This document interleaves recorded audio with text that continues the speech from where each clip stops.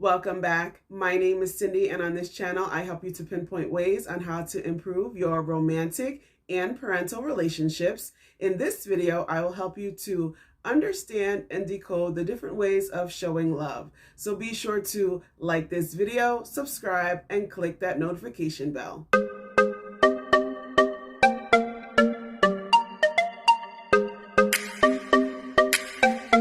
So before we get started today, I just want to take a moment to thank all of my new and returning subscribers. I greatly appreciate your support.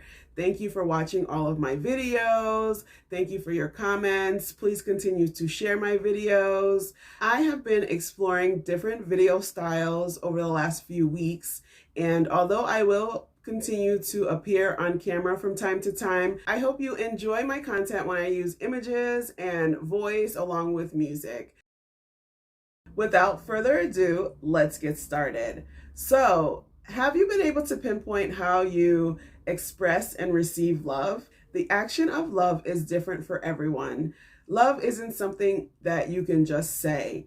It's a decision that stems from the underlying emotions we feel for someone else. People do not express and receive love in the same ways. We can sometimes misinterpret how others behave as a lack of love or connection. Showing love and interacting in a healthy relationship isn't something that we automatically know how to do well. Dr. Gary Chapman coined the term love languages, which is 5 ways we show and interpret love. The 5 love languages are quality time, acts of service, words of affirmation, physical touch, and gifts. Many of us are unaware of what our love language is, and it can be a challenge to meet our partner's needs and expectations. Love languages are not only present in romantic relationships, but in family, friends, and even leadership roles. Let's review each of the love languages separately.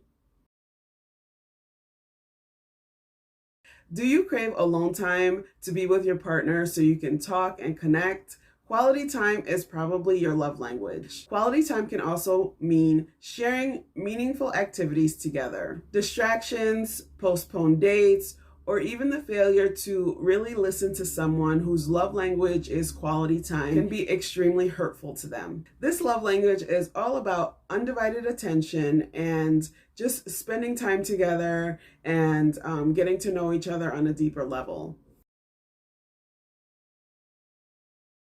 Do you tend to seek or prefer that your loved ones do you a favor, or do you wholeheartedly believe in the saying actions speak louder than words? Then your love language is probably acts of service. This love language expresses itself by doing things you know your partner would enjoy, like cooking a meal, going grocery shopping, picking up a prescription, doing the laundry. These are some examples of acts of service. People who gravitate towards acts of service usually feel unimportant when someone does not follow through on their promises.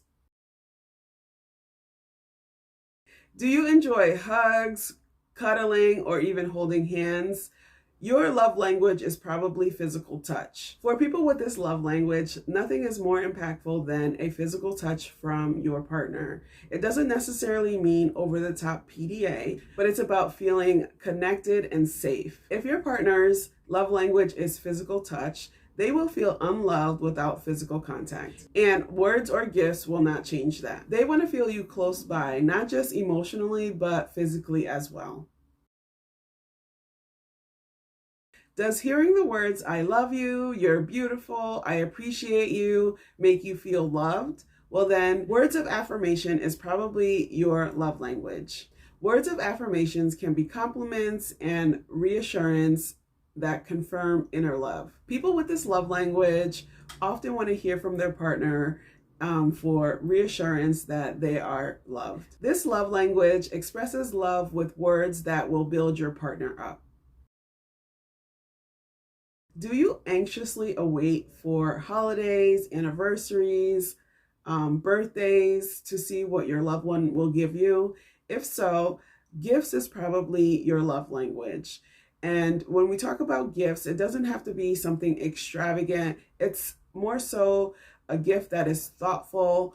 The person wants to know that you were thinking of them and that you went out of your way to pick out a gift that they would enjoy. Typically, people have one main love language and a secondary language. Sometimes it feels like all of these languages are important, but knowing your love language will help you to know what you want and ask for what you need. It is important to show your partner, friends, families, and even colleagues appreciation in the way they like to receive it. As love languages apply to not just our partners, but other people that we care about. Love is the answer to life. Everyone wants to feel loved, and it is important to take the time to understand your own love language and to put in the effort to figuring out what your partner or the people that you care about, what their love language is. Take a moment to click the link in the description to take the quiz so you can see which one is your number one love language,